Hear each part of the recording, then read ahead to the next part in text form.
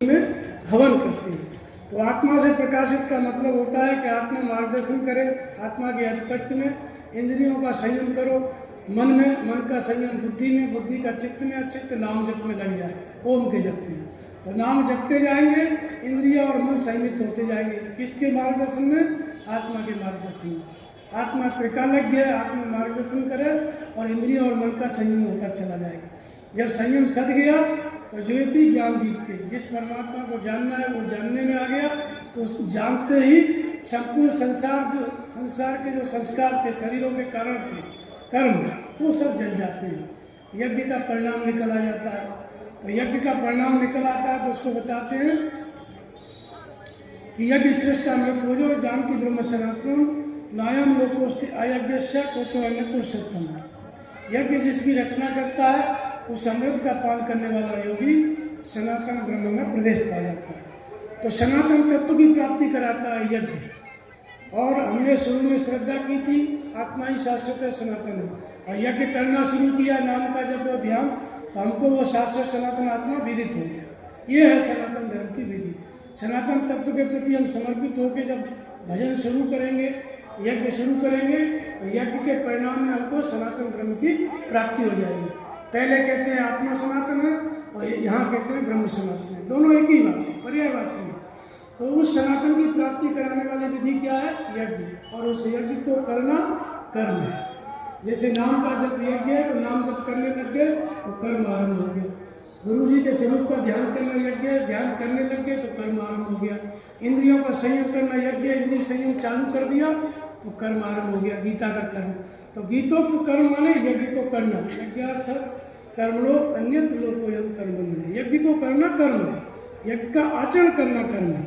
अब इस कर्म को 4 भागों में बांटा, कर्म को 4 भागों में बांटा, यही 4 वर्ण है। इसी को स्वधर्म कहा गया। तो स्वधर्म कहते हैं स्वधर्मे निधनम श्रेय पर धर्मो भया। धर्म तो होता है कि परमात्मा प्राप्ति की विधि का आचरण, ये धर्म हो गया।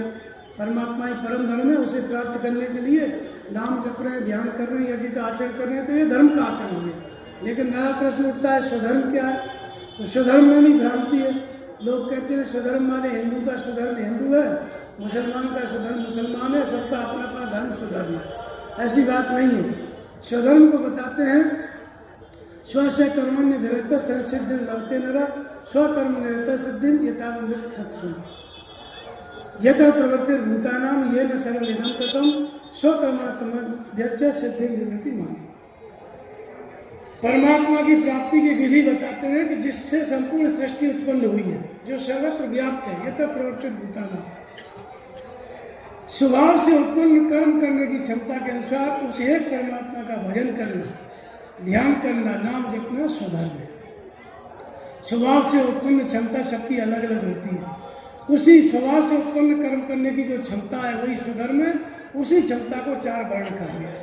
तो 4 वर्ण को भगवान कहते हैं अध्याय 4 में कि चातुर्वर्ण मया सृष्टम गुण कर्म विभाग से। धर्म के बाद आता है वर्ण धर्म। तो वर्ण धर्म क्या है उसको मैं बता रहा हूँ। चातुर्वर्ण मया सृष्टम गुण कर्म विभाग से, 4 वर्णों की रचना मैंने की। तो क्या आपने आदमी को बांटा, मनुष्यों को बांटा 4 भागों में? जैसा कि बाहर 4 जातियाँ बनी हुई हैं। शूद्र जो है सेवा करेगा, ब्राह्मण पंडिताई करेगा, पूजा पाठ करेगा, क्षत्रिय युद्ध करेगा और बनिया व्यापार करेगा। कि ये आपने बनाया है? तो बोले नहीं, गुण कर्म विभाग से, गुणों के आधार पर कर्म को बांटा। कर्म को कौन सा कर्म? गीतोक्त कर्म। गीतोक्त कर्म क्या था? यज्ञ को कार्य रूप देना। क्या थी यज्ञ? नाम का जप रूपी यज्ञ, सदगुरु के शरीर का ध्यान रूपी यज्ञ। जब नाम जपने और ध्यान में लगते हैं तब बंटवारा होता है। ये गीतोक्त कर्म हम शुरू करेंगे। आज तक तो हमने नाम जपा नहीं, आज शुरू करते हैं तो मन नहीं लगता है। मन नहीं लगता है तो उस अवस्था में हम कौन है? शूद्र है। तो शूद्र का कर्म बताते हैं कृषि गौरक्ष वाणिज्यम वैश्य कर्म सुभाजम परिचर्यात्मकम कर्म शूद्र स्वभाव। ये स्वधर्म है। शूद्र स्तर के साधक का जो आरंभ कर रहा है साधना का, उसके स्वभाव से उत्पन्न कर्म करने की क्षमता है। क्या है कर्म करने की क्षमता? कि सेवा करें। जब मन नहीं लग रहा है नाम जप में, ध्यान में, तो समय नष्ट क्यों करना? सेवा करो, महापुरुष की झाड़ू लगाओ, बर्तन मांजो, या कुछ भी खोदो काटो, खेत में काम करो, जो आज्ञा मिले वो सेवा करो। सेवा से क्या होगा? धीरे धीरे संस्कार बढ़ेंगे धर्म के पुण्य के संस्कार बढ़ेंगे, स्तर ऊपर उठेगा, वही साधक क्या हो जाएगा, वैश्य श्रेणी का हो जाएगा। तो वैश्य श्रेणी का कर्म क्या है, स्वभाव से उत्पन्न कर्म करने की कौन सी क्षमता होती है, उसका स्वधर्म क्या होता है, तो कहते हैं कृषि गोरक्ष वाणिज्यम वैश्य कर्म स्वभाव। कृषि करना, गोरक्षा करना और व्यापार करना, ये वैश्य का कर्म है। बाहर तो बढ़िया ये सब काम करते नहीं है, कौन सा बढ़िया खेती करता है बताओ, सबका दुकान है। बाहर के लिए ये बात थी ही नहीं है, तो लोगों ने बंटवारा बाद में अपने मन से कर लिया, ये भगवान ने नहीं बांटा। तो कृषि क्या है, कृषि का मतलब होता है हमारे राम नाम धन खेती। ये भगवान का नाम क्या है, ये खेती है। नाम का जप कर रहे हो तो नाम का जप बढ़ रहा है। जब नाम का जप करोगे, ध्यान करोगे तो भजन बढ़ता है, इसका विस्तार होता है। और नाम जप ले लिया, गुरु जी ने बता दिया, हम लेके बैठ गए तो बढ़ेगा नहीं, वो बढ़ेगा नहीं। जैसे गुरु था, जा रहा था यात्रा में, उसने 3 चेले थे, उनको दिया, चना दिया कि इसको मुझे 10 गुना करके देना। तो एक चेले ने बक्से में बंद कपड़ा में लपेट के रख लिया, दूसरे चेले ने क्या किया, अपने ले जाके और पथरीली ज़मीन थी ऐसे छींट दिया, और तीसरे चेले ने क्या किया, बढ़िया से जुताई बुआई करा के चने को बोया और थोड़ा सा गुरु देखे गए। और जब गुरु लौटे 12 साल बाद तो 12 कुंटल 14 कुंटल खेत में हुआ। दूसरे से पूछा तुमने क्या किया, तो सड़ा सड़ाया चना निकाल दिया उसने। तीसरे ने बताया कि मैंने इसी में छींट दिया था, थोड़ा बहुत हुआ, उसको भी पशु लोग खा गए। तो ऐसे ही होता है, नाम जब का विस्तार करोगे तो 10 गुना होता है। तो कृषि करने का मतलब वैश्य श्रेणी का साधक है, मध्यमा से नाम जपता है, धीरे धीरे खुद बोले खुद सुने, इसका नाम मध्यमा है। हम बोले दूसरा सुने, इसका नाम बेखरी है। तो वो शूद्र स्तर के साधक का जपने का स्वभाव से उत्पन्न कर्म है, स्वधर्म है। और वैश्य श्रेणी में क्या है, धीरे धीरे जपना, वो अपने आप समझ में आती है श्रेणी। तो कृषि माने नाम के जप का विस्तार। गोरक्षा, गोरक्षा एक तो बाहर गाय नाम का पशु है, इसकी रक्षा करना। तो गाय ने बहुत दिन तक सदियों से सेवा की है मानव जाति की, तो ये ऐसा पशु है जिसने मनुष्य की बहुत सेवा की है अनादिकाल से। तो उसकी सुरक्षा करना भी मनुष्य का दायित्व होता है, कर्तव्य होता है। उसको काटना, उसको इस तरह से उसके साथ अत्याचार ये नहीं करना चाहिए, लेकिन यहाँ पर उस गाय के लिए नहीं कहा गया। गीता में गोरक्षा का मतलब है मनुष्य इंद्रियों को गो कहा गया। गो गोचर जहाँ लगन जाई सो सब माया जाने लाई। जहाँ तक मन और इंद्रियां कल्पना करते हैं जाते हैं वो माया है। तो मनुष्य इंद्रियों को संयम करना गोरक्षा है, और संयम नहीं करना तो इनकी हत्या होती है। हत्या कैसे होती है, जब विषयोन्मुखी होंगी तो जन्म मृत्यु के चक्र में ले जाएंगी इस शरीर को, फिर जन्म लेना पड़ेगा, फिर मरना पड़ेगा। तो जौन तरह बहुसागर नर समाज अस्पार और शोकृत निंदक मनमती आत्मा हन गत जाए। तो अपनी आत्मा का हत्या रहा है। मनुष्य इंद्रियों का संयम करके नाम नहीं जप रहा है तो अपनी हत्या कर रहा है, और संयम कर लिया तो गोरक्षा हो गई। तो मनुष्य इंद्रियों को संयम करके नाम जप रहा है, ध्यान कर रहा है, तो ये गोरक्षा सनातन धर्म का पालन कर रहा है, सनातन तत्व को पाने के लिए प्रयास कर रहा है। तो ये हो गया गोरक्षा। वाणिज्य माने व्यापार, व्यापार माने देवी संपत्ति। तो देवी संपत्ति और आसुरी संपत्ति दो प्रकार की संपदाएं सबके हृदय में रहती हैं। आसुरी संपत्ति को बढ़ाता है कोई संसार में आके काम करके से इसको बढ़ाता है, और देवी गुणों को बढ़ा रहा है। तो भगवान कृष्ण कहते हैं अर्जुन से कि अर्जुन तू देवी संपत्ति को प्राप्त हुआ इसलिए मुझे प्राप्त करेगा।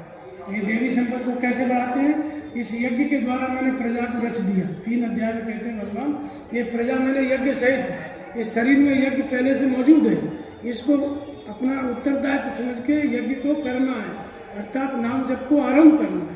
तो नाम जप और ध्यान जब यज्ञ करेंगे तो देवी संपत्ति बढ़ेगी, सद्गुण बढ़ेंगे।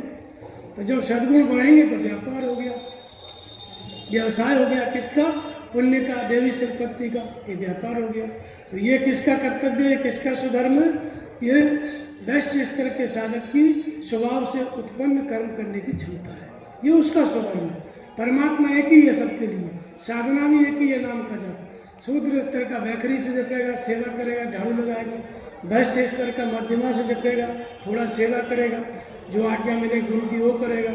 और इसके बाद आती है तीसरी श्रेणी, तीसरे साधक का, क्षत्रिय साधक का स्वभाव से उत्पन्न करने की क्षमता क्षत्रिय श्रेणी के साधक की बताते हैं कि शौर्यम तेजो दृतिदाक्षम युद्धे चाप्य पलायनम और दानम ईश्वर भावश्च छात्र कर्ण स्वभाव। शौर्य, शूरवीरता, पीछे न हटना। भगवत पथ में बहुत विघ्न आते हैं, पीछे न हटे, कैसा भी कठिन विघ्न आ जाए, मीराबाई को विष दिया गया, पीछे नहीं हटी, पी गई। तो ऐसे विघ्न भी बड़े बड़े आ सकते हैं, छोड़ के जाना नहीं है मैदान को, डटे रहो मैदान गढ़ी में, किले में उलट लड़े सुई सुई। तो छोड़ के जाना नहीं है, डटे रहो, चाहे जितना विकारों का, प्रकृति का, समाज का, किसी का भी दबाव आए, अपनी जगह पे डटे रहो। तो इसको कहते हैं शौर्य। और तेज माने ईश्वरीय तेज का मिलना। क्षत्रिय श्रेणी का साधक होता है वो तप करता है। तप का मतलब होता है मन से इंद्रियों को एकाग्र करने की क्षमता आ जाती है। पहले मन और इंद्रियों को एकाग्र करने की क्षमता नहीं रहती, लेकिन क्षत्रिय श्रेणी आते आते वो साधक अपने मन को और इंद्रियों को कंट्रोल कर लेता है। तो जो मन और इंद्रियों के माध्यम से तेज बाहर जा रहा था संसार में, तपस्या हो गई। जब जब जा रहा है मन खींच के लगा ले रहा है, इसको तप कहते हैं। जहाँ भी जाए तुरंत खींच के लगाओ, इंद्रियां जाए तुरंत संयमित करो। तो ये तप जो है क्षत्रिय श्रेणी के साधक में ढल जाता है, इससे तेज इकट्ठा होता है। तो शौर्यम तेजो, शौर्य से सूरवीरता के साथ लगा रह गया तो ईश्वरीय तेज इकट्ठा होने लग गया।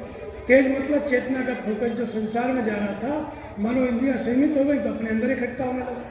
तो शौर्यम तेजो धृतिदाक्षम, धैर्य। धैर्य का मतलब होता है धैर्य न छूटे, किसी भी हालत में धैर्य न छूटे। नारद जी जा रहे थे, दो महात्मा थे, एक इमली के पेड़ के नीचे, एक पीपल के पेड़ के नीचे भजन कर रहे थे। देवऋषि नारद ने, भगवान ने उनको कहा कि दोनों महात्मा भजन कर रहे हैं, ये भगवान आपको कैसे प्राप्त करेंगे? बोले जाओ दोनों से पूछो। उनके धैर्य की परीक्षा लेने गए, भगवान ने भेजा। तो दोनों से पूछा कि भगवान, जब आए देवऋषि नारद तो दोनों ने पूछा नारद जी से कि भगवान कब मिलेंगे? तो नारद जी ने कहा भगवान ने आपके लिए संदेश दिया है कि जिस पेड़ के नीचे जो बैठा है उतने साल तक तपस्या करनी पड़ेगी, तब हम मिलेंगे, चिंता मत करो, बैठे रहो। तो पीपल के पेड़ के नीचे जो बैठा, ऊपर को देखा तो देखा बहुत पेड़ है, इतने दिन तक बैठना पड़ेगा, वो छोड़ के भाग गया। और दूसरा इमली के पेड़ के नीचे था, इमली में और ज़्यादा पत्ते होते हैं ना, उसने देखा तो उसने कहा भगवान ने कहा है ना कि मिलेंगे, तो धैर्य के साथ लगा रह गया। बोले चाहे जितने दिन में मिले, जितने जन्म में मिले, चाहे जितना वर्ष लग जाए, हम तो बैठे हैं चुपचाप, भजन ही तो करना है, क्या करना है, बैठा रह गया, भगवान उसको मिल गए। तो ऐसे साधना में धैर्य रहना चाहिए, उच्चाटन नहीं होना चाहिए। ये धैर्य कब आता है ये गुण? जब क्षत्रिय श्रेणी का हो जाता है साधन। तो शौर्यम तेजो धृतिदाक्षम युद्धे चाप्य पलायनम दानम ईश्वर भावश्च छात्र कर्म स्वामी युद्धे चाप्य पलायनम। प्रकृति और पुरुष का संघर्ष चल रहा है। तो इस साधक में जो नाम का जप है वो किस श्रेणी से होता है? स्वभाव से उत्पन्न कर्म करने की क्षमता कौन सी होती है? त्रेता विविध यज्ञ नर करें प्रभु समर्थ कर्म होते रहे। ये जो है नाम का जप रूप यज्ञ श्वास के साथ होने लगता है। श्वास अंतर्हित हो, बाहित हो, इसमें स्वाहा होने लगता है। क्या? संसार के संकल्प विकार, उनका स्वाहा हवन होता है। और श्वास अंतर्हित हो, बाहित हो, दूसरे विचारों को नहीं आने देता है। तो दूसरे विचार क्या करते हैं? उनका हवन हो जाता है और उन्हीं दूसरे विचारों से हम लोग जन्म लेते हैं। तो दूसरे विचारों का हवन किस में होता है? जब क्षत्रिय श्रेणी का साधक हो जाता है। स्वभाव से उत्पन्न कर्म करने की क्षमता कौन सी है नाम जपने की? श्वास के द्वारा। श्वास पर श्वास का जप चल रहा है और प्रकृति और पुरुष के संघर्ष से पीछे नहीं हट सकता है। मन जहाँ भी जाता है तुरंत एकाग्र कर लेता है श्वास में और गुरु महाराज के चरणों में चित्त को ध्यानस्थ कर देता है। ये क्षमता क्षत्रिय श्रेणी के साधक में होती है, यही उसका स्वधर्म है। अर्थात स्वभाव से उत्पन्न कर्म करने की क्षमता क्षत्रिय श्रेणी की है और तीनों गुणों को काट के मन को रोकने की क्षमता है। इसलिए क्षत्रिय, त्रि माने तीन गुण, छह माने काटना। तीनों गुणों को काट के चित्त को एकाग्र करने की क्षमता है, इसलिए क्षत्रिय श्रेणी का साधक है। और कर्म करने की दक्षता होती है, जब चाहता है मन को लगा लेता है। इसके आता है ब्राह्मण श्रेणी का सुधर्म। तो समय दमे तपे शौचम शांति आर्जमेव च ज्ञान विज्ञान मास्तिक्यम ब्रह्म कर्म स्वभाव। ये ब्राह्मण श्रेणी का साधक है। स्वभाव से उत्पन्न कर्म करने की क्षमता ब्राह्मण श्रेणी की है। इसकी क्या क्षमता होती है? समय दमे तपे शौचम, इंद्रियों का स्वाभाविक दमन। पहले वाले साधक को क्षत्रिय श्रेणी में इंद्रियों को संयमित करना पड़ रहा था। थोड़ा बहुत संसार में जा रही थी घसीट के